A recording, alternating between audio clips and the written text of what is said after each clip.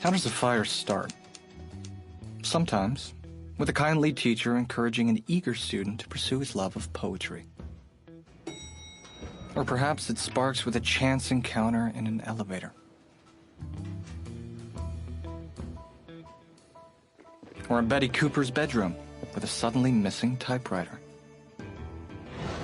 and telephone.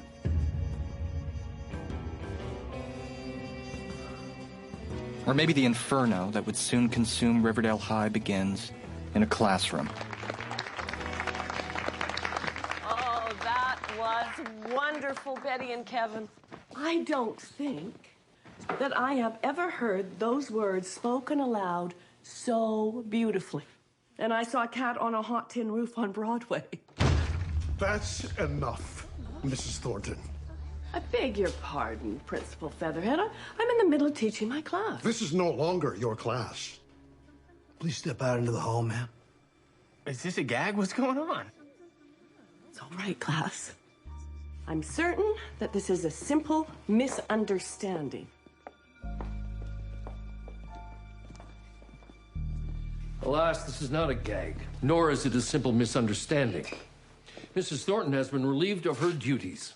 Until we can find a permanent replacement, you will be taught by my wife, Mrs. Blossom.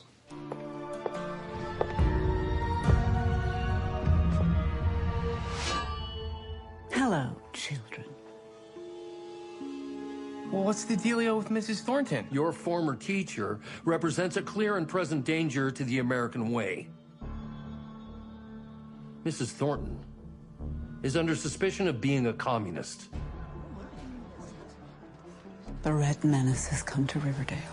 Which is why you all have to remain vigilant. If you see something, say something. Archie, you've been spending time with Mrs. Thornton after school, and clue us in. Have you noticed anything strange about her? Not at all. Mrs. Thornton's been helping me with my...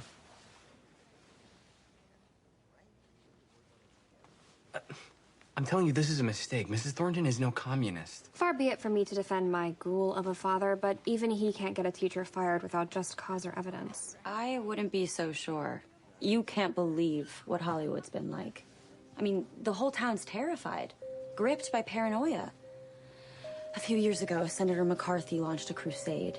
He claimed Russian spies were using TV and movies to brainwash the American public. I remember my mom and dad talking about that. Didn't McCarthy keep a list of known communists? Yes, but he made it all up. Accused people left and right, used fear-mongering to amass power. He held congressional hearings, had the FBI investigate studios, pressured people to name names. Targeting the innocent to gain even more power and influence. Come on, guys. This is America, okay? If you're innocent, you have nothing to worry about. I wish I could believe that, Kevin, but I have seen it happen firsthand. Oh my gosh, Jughead, I can't believe this is really happening. Oh, it is. It's the publication of your very first comic. Our comic. Oh, come on. Excuse me. Could we please get 2 copies of the newest issue of Pit of the Perverse, please? We wrote and drew the main story in it. Oh, from Pep Comics. Yeah, we sent that bundle back. Oh, you sent it back? How come? Because I don't sell crummy smut like that anymore. It's disgusting and un-American. Go! Get gone! You summoned me? There have been allegations made against you about an illicit kiss on Halloween night. I don't know anything about that. We're not upset with you, Cheryl. You are at the mercy of a condition that is beyond your control. But luckily, thanks to your father's status, we were able to work out a deal that will save you from being ruined by this accusation. That is provided you cooperate with the ongoing investigation at Riverdale High. Is this related to what happened to Mrs. Thornton today? It's all of a piece. Being a communist, engaging in deviant sexual behavior. It's un-American. It's corrupt. It's dissident. I won't name names so you and your cronies can rip apart my high school chums like the pack of ravenous jackals you are. Oh, no, we already have the names, Cheryl. Administration has compiled a list of students strongly suspected of unnatural proclivities. All we need you to do is corroborate the names so we can shore up our cases against them. And so you can redeem yourself.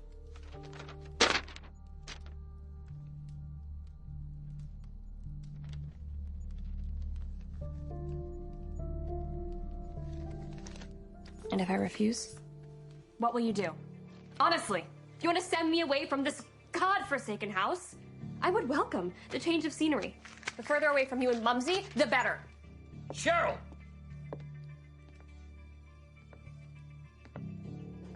If you refuse to cooperate, you will remain under unwelcome scrutiny. Very well. We will be forced to take away the one thing you truly care about, your beloved river vixens. Anything but that, Daddy, please. Do not doubt our resolve, girl. You have a choice to make.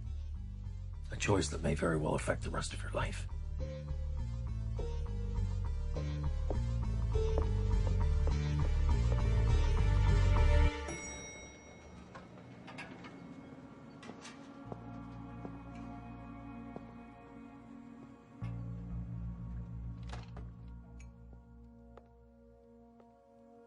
Daddy? Mija. Knock me over with a feather. What are you doing here?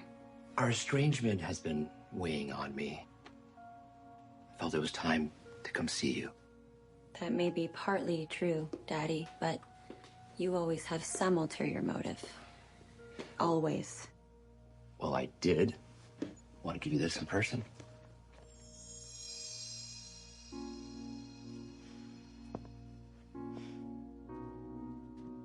Why are you in the doghouse with Mom this time, Daddy? Were you flirting with the script girl? Your mother is a bit peeved with me, yes. You know how she can be about even the most casual of flirtations. Thought it'd be best for me to get out of town for a few days, let her cool off. But more than that, I wanted to see you. I wanted to see what your life is like in Riverdale. Meet your friends. What do you say, Mija? Can we drop the third degree and will you give your dear old Poppy a hug?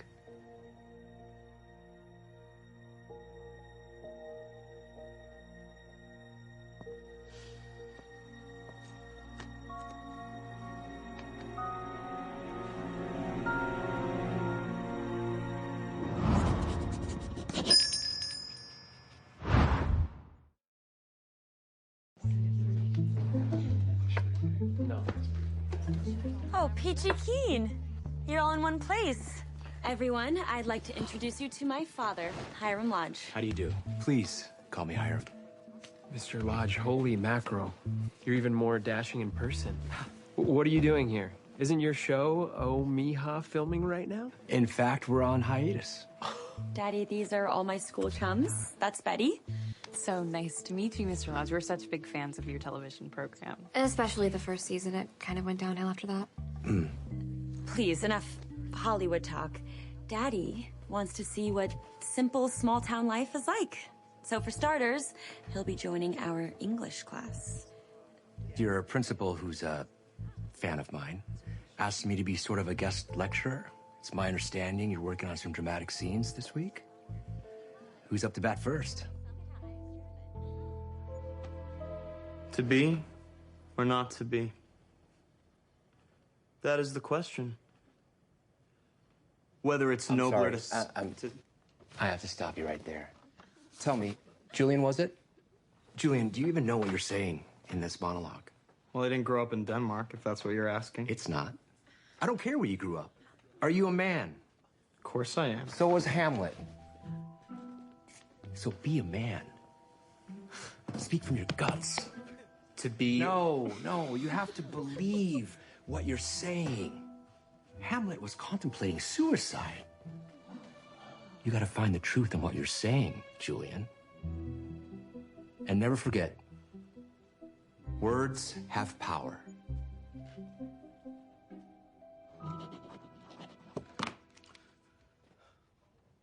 How can I help you, Miss Cooper? Well, Principal Featherhead, as you know, Mrs. Thornton was the faculty advisor for the Blue and Gold. Now that she's no longer with us... I'm shutting down the Blue and Gold. We no longer have the funds to support it. What? We're a high school. We need a high school newspaper. Why is that? To keep the students informed. Let's be realistic, Betty. The Blue and Gold is never exactly qualified as hard-hitting journalism, has it? Well, not for a lack of trying on our part. You're a bright girl, Betty. And like most teenagers, you may, one day, have something important to say. But that day is not today.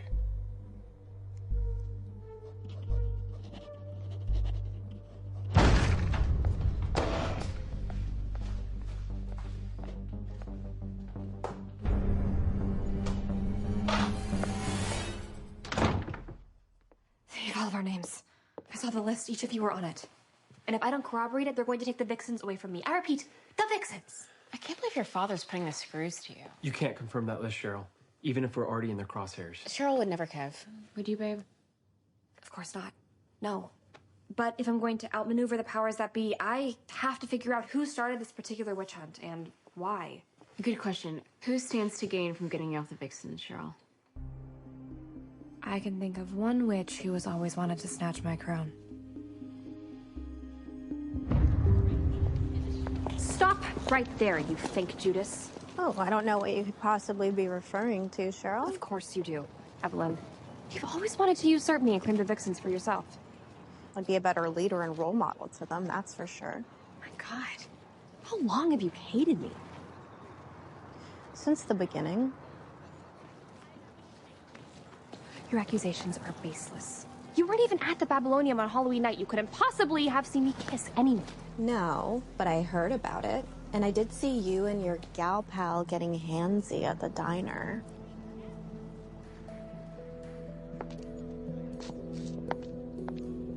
Mr. Andrews, it's come to our attention that Mrs. Thornton showed a particular interest in you. Was she trying to indoctrinate you? Huh? Mrs. Thornton was just helping me with my poetry, sir. That's all. She gave me some books to read. That's how the enemy operates. By poisoning impressionable minds. Soon they'll start questioning their leaders, even their own country. And then it's a slippery slope to civil disobedience and revolution. It's happening right now in Cuba. It must not happen in Riverdale. Well, it's not Grauman's Chinese, but this place is tremendous. Well, I'm technically on duty, but I was thinking you might catch our afternoon show. Then we can pick up something from Pops for dinner. I love it. The coming attractions are about to start. I'll just be out here manning the concession stand. Popcorn, please. Just a little butter. Thanks. Let me ask you a question. How well do you know that man? He's my father. Mr. Fieldstone, we have a crisis on our hands. There's not a single joint in town that's carrying Pep comics. Yeah, it's happening all over the country, not just here. I mean, newsstands are being raided by holy rollers and cops. Entire bundles of comics are being returned. Selling comics isn't illegal. No, but in the eyes of Joe and Jane Public, it's immoral. Thank you. It's like peddling pornography. I mean, we have moms calling other moms, telling them not to buy their home journal from any newsstand that sells crime or horror comics. The world's gone cuckoo. Oh, you're telling me, Freckles. I mean, we get hate mail more graphic than anything we've ever published. Gee, Willikers. Well, what are we going to do, Mr. Fieldstone? We're going to hunker down. We're going to weather this storm. Now, I'm going to call all the other comic book publishers and see how they're faring. Oh, Mr. Fieldstone, I was wondering if it would be okay if I had a few copies of Pit of the Perverse number 32. It's my first issue, and I really need some for my personal collection. Sure, look. There's bundles over there. Holy smokes. Oh, it's even better than I imagined. It's such a shame that no one's going to get a chance to see it. Yeah. Are you thinking what I'm thinking?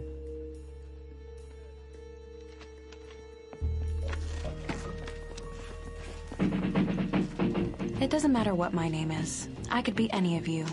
But I feel like a prisoner. Too young to make my own decisions, but old enough to recognize that the world is a dark, fearful place. I'm speaking of my status as a teenager. Though we might not always have the right words, I want to know your dreams, your desires, your hopes and fears. This is your newsletter. This is the Teenage Mystique, a forum for all the thoughts and questions you're too scared to otherwise share. Send me your letters anonymously to the P.O. box below. You can address them to the girl next door.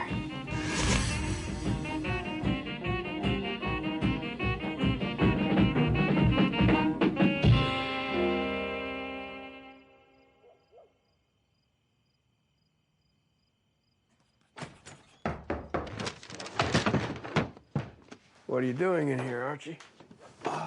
Nothing. I was just doing some writing. Your principal called. He told me about this business with Edith Thornton.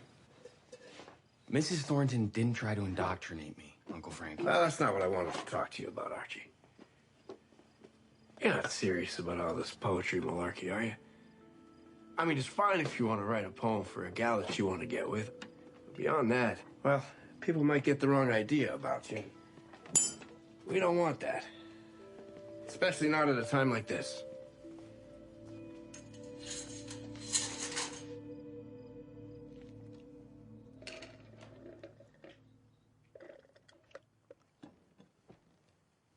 Mija, you're awfully quiet.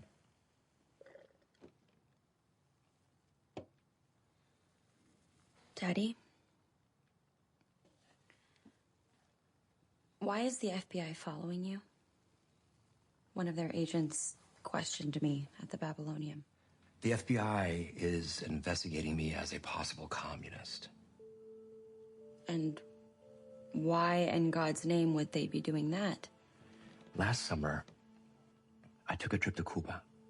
I remember. The FBI is claiming that I met with dissidents and revolutionaries while I was there. Of course I didn't. I was buying cigars.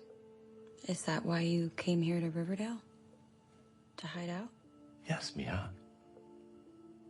But also because I need your help. A favor. What's the favor? I need you to testify that we were in Cuba together. That it was a father-daughter trip, celebrating your confirmation, and that I didn't meet with any revolutionaries. I have to think about it, Daddy. I mean, of course, I want to help you, but lying to the government, that scares me. Of course, you take all the time that you need. I'm meeting with a lawyer tomorrow in New York. Hopefully he can make this whole thing go away and you'll be off the hook. But if not, I know you'll do the right thing.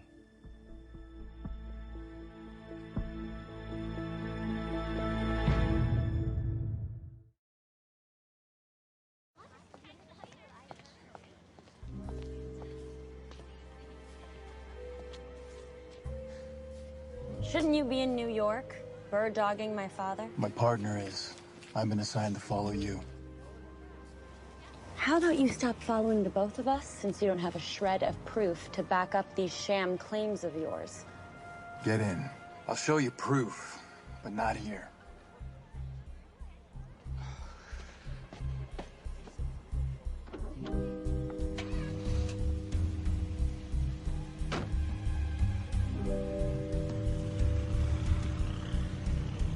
Veronica? Now, despite what you may believe, your father is not a good person. He's un-American. While he was in Cuba, he met with Fidel Mastro, who's someone we've been tracking for a while now. A revolutionary who's got big, scary ideas about taking over Cuba. Then the free world.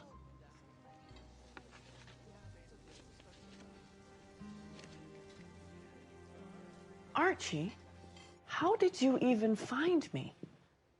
Honestly, your name's in the phone book. Oh, of course. Well, as you can see, I'm moving. Well, where are you going, Mrs. T? I have a job waiting for me at the public library in Greendale. It's just volunteer, but they're less judgmental across Sweetwater River.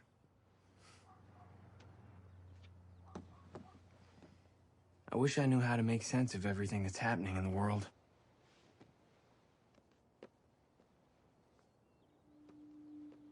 I have something. Might help.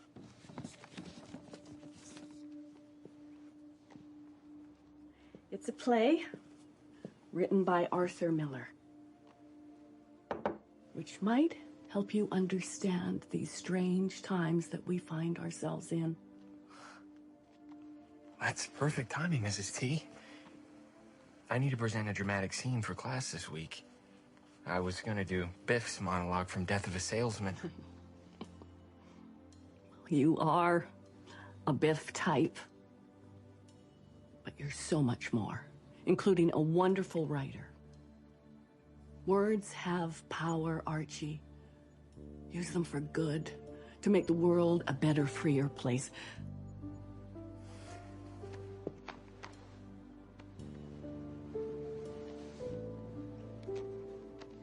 Would you like a snack?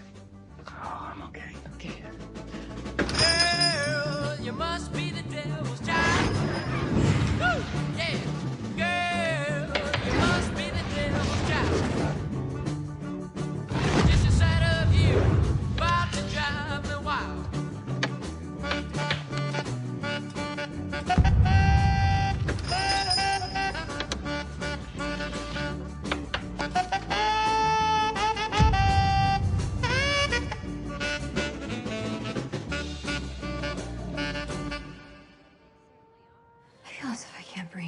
Like the walls are closing in on me. Can I really relinquish my vixens to some wretched, power-hungry she-hag like Evelyn Evernever? I have to focus on the greater good, but what is the greater good? Cheryl, we've been talking, and we have a plan that could possibly short-circuit this witch hunt. At least in the short term. What's the plan? We would play pretend. We make people believe that you're dating Kevin, and that I'm dating Clay. Yeah, I would take the wind out of this inquisition, hopefully until graduation. And privately, we can be exactly who we are. Tony, hiding your true self and pretending to be something you're not goes against every fiber of your being. Isn't such play acting a betrayal of everything you stand for? It is. But for you, for all our sakes, I can live with that.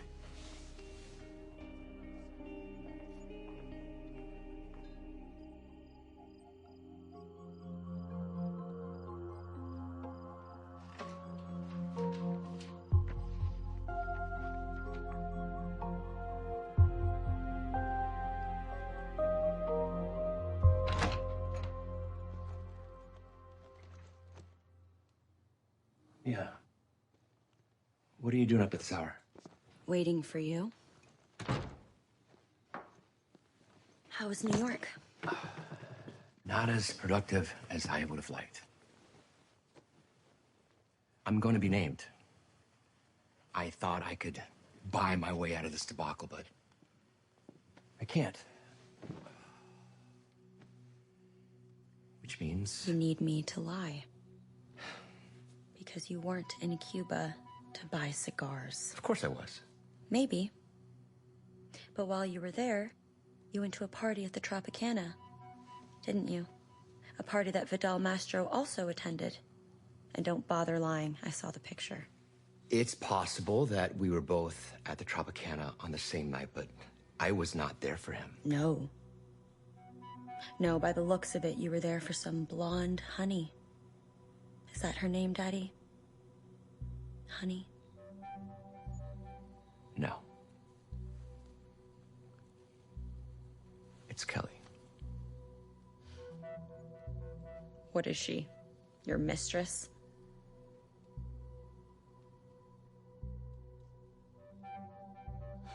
Why don't you just tell the FBI that that's why you were in Cuba? Because I signed a morality clause with the studio. So yes, I do need you, Veronica. The family needs you. And if you don't corroborate my story, we would lose everything. But I already lost everything, Daddy. You sent me away from everyone I knew. You banished me to this place where I knew no one and where I had nothing. You taught me that I can survive losing everything, the worst happening. The real question is, can you?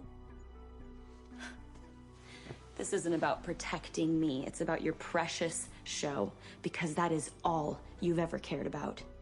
Maybe you shouldn't be asking me for a favor right now, Daddy. Maybe instead you should be asking me for mercy.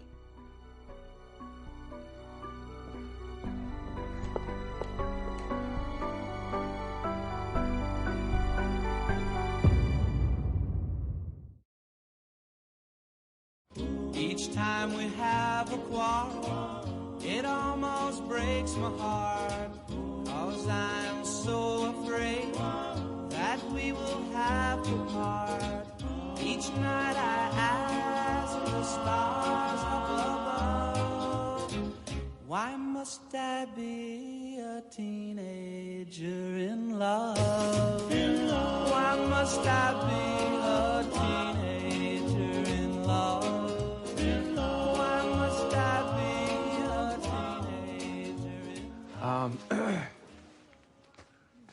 This is from the end of Arthur Miller's play, The Crucible, which is about a town that's ripped apart by lies and accusations. And one man, John Proctor, he struggles to do what's right in a crazy world at a crazy time. But he can't deny who he is. And he can't forsake his name and sign a false accusation.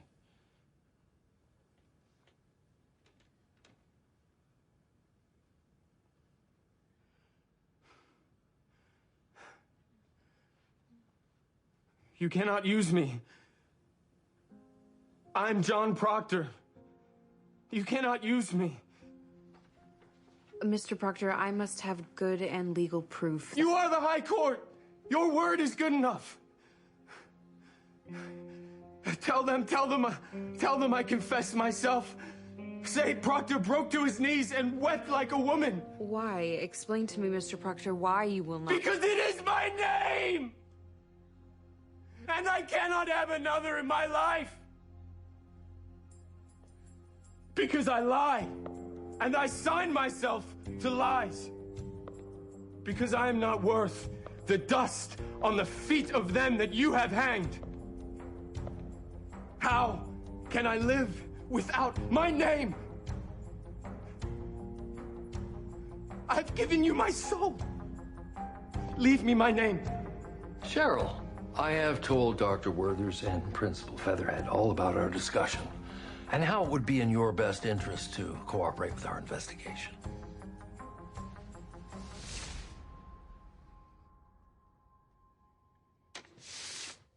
Never.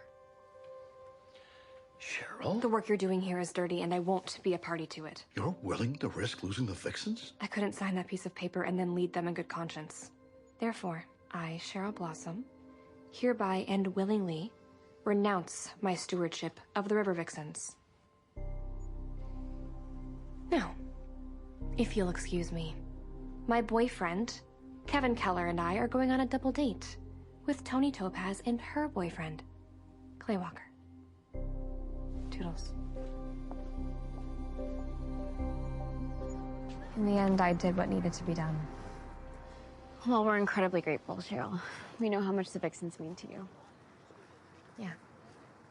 In a just world, a young woman should be able to love who she chooses and be a cheerleader, but clearly we don't live in a just world. So when given the unspeakable choice, There was no choice. This is so wrong. All of it. It's just wrong. But I do take some comfort in the fact that without the added scrutiny of being captain of the River Vixens, at least with you three, I can continue living my truth. And may Evelyn ever never fall off the top of the Vixen pyramid and break her scrawny neck.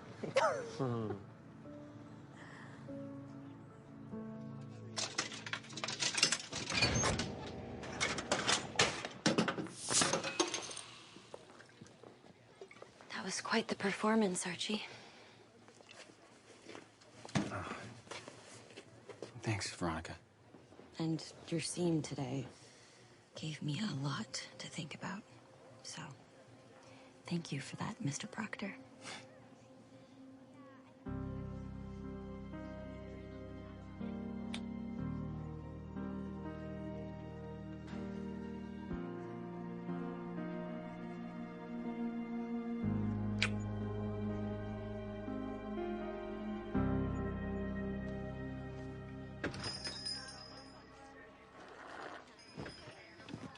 I hear you've got Pit of the Perverse number 32.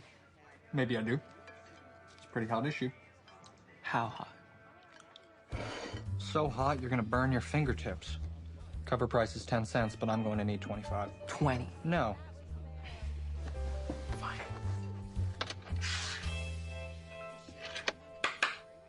Pit 32.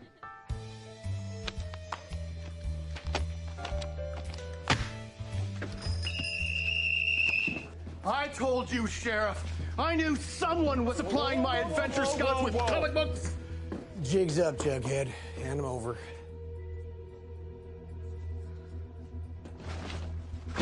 Well, it was a gas while it lasted, huh?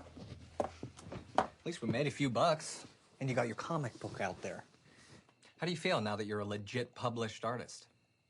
Proud. I'm really, really proud of myself. You should be. It's a really swell comic book. Here. God bless America. God bless America.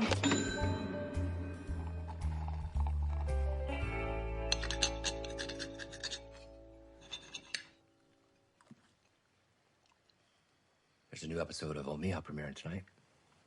I don't suppose you'd like to. If you'll excuse me, Daddy, I'm gonna take this into my room. I have to finish memorizing a monologue for school tomorrow.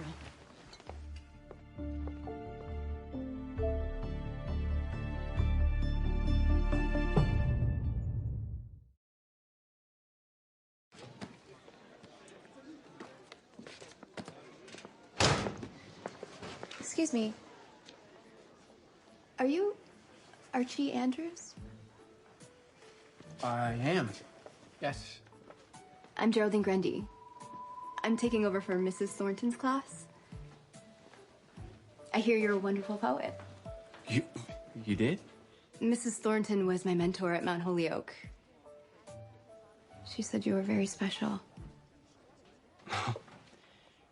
Well, Mrs. Thornton's the best. She is the best. I'm no Mrs. Thornton, but if you would like to continue working on your poetry with someone, I would be happy to help. Wow. Yeah. But, maybe we could keep it quiet in between us. There's a lot of people who don't like the idea of me writing poetry. My uncle, who's also my basketball coach, for one. I understand. Yeah, it could be our little secret. Archie, have you ever met a real poet? Oh, gosh, no. No. Don't they all live in New York? No, not all of them. My husband is a poet, and he lives here with me. If you like, I can give you a collection of his poetry for you to read. Well, sure. That sounds swell, Mrs. Grundy. Thank you.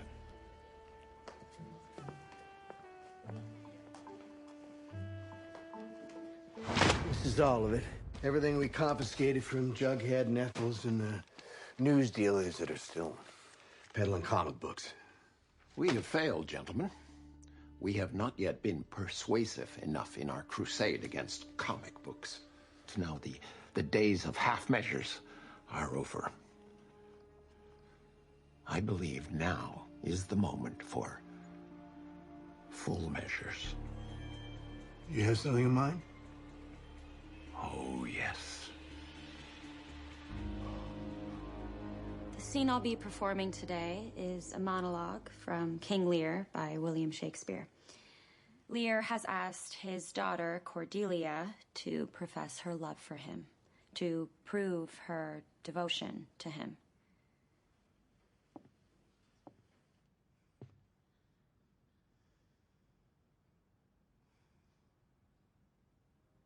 Unhappy that I am.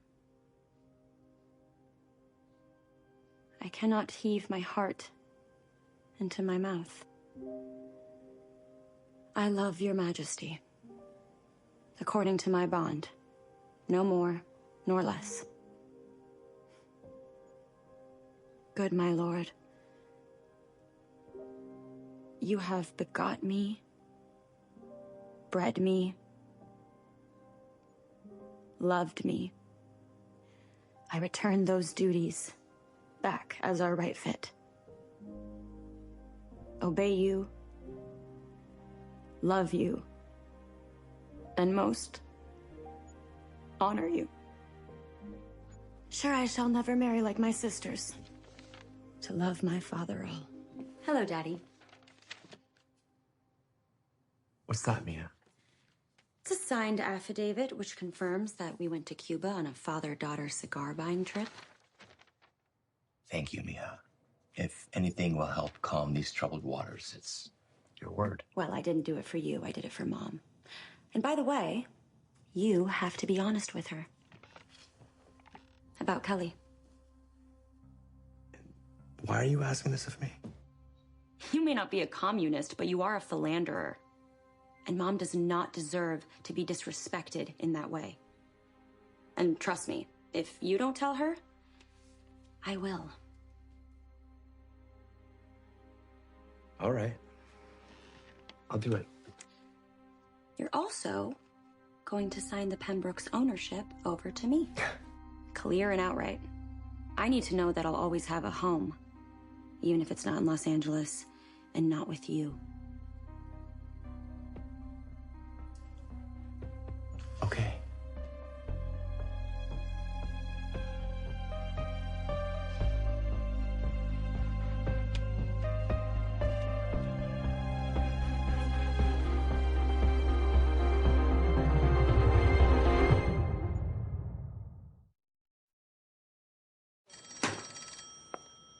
Hi, I found this card in my P.O. box. Can you tell me what it means? Oh, we put those in the boxes when we can't fit all the mail in due to volume. Volume? Hmm? Someone's popular.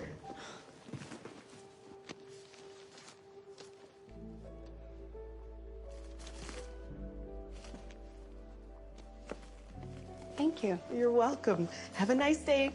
You too. You and Daddy must have passed each other flying through the air. Well, now that you mention it, Veronica, I did feel some turbulence. With more to come, I'm afraid. What's happening, Mom? As soon as I get back to Los Angeles, your father and I are going to hold a press conference announcing that the upcoming season of Oh Mija will be its last. Oh. Yes. Your father will say a few words, and I'll say something like, "It has been the honor of my life, bringing such joy and laughter into the homes of our fans far and wide. But after 7 long seasons, I am ready for something new." Which is the truth. Yes, I can imagine. What we are not going to announce, at least not until after the last episode airs, is that your father and I are getting a divorce.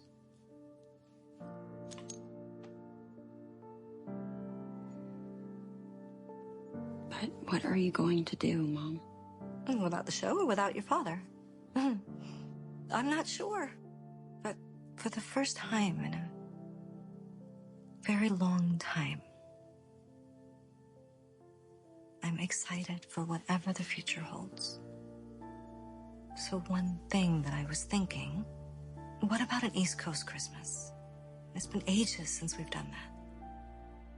Christmas in New York? Just the two of us? Just the two of us.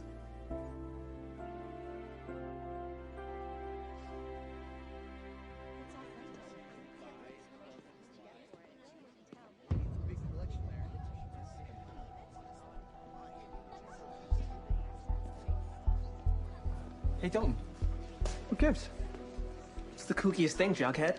Principal Featherhead put out the word. He's buying comic books off of us. Featherhead must be trying to dipsy-doodle us. Well, first he bans him and now he wants to buy him? What game is this? What, is Featherhead so desperate to get him off our hands? Who knows? But I've read these already, so I figure, what's the harm?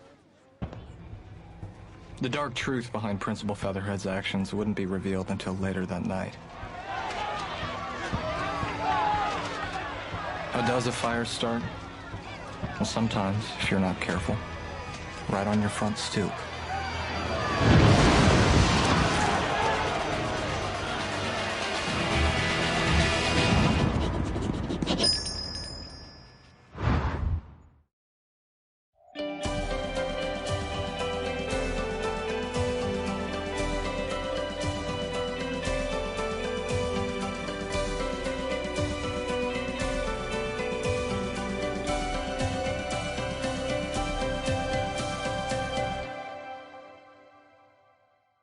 Greg, move your head.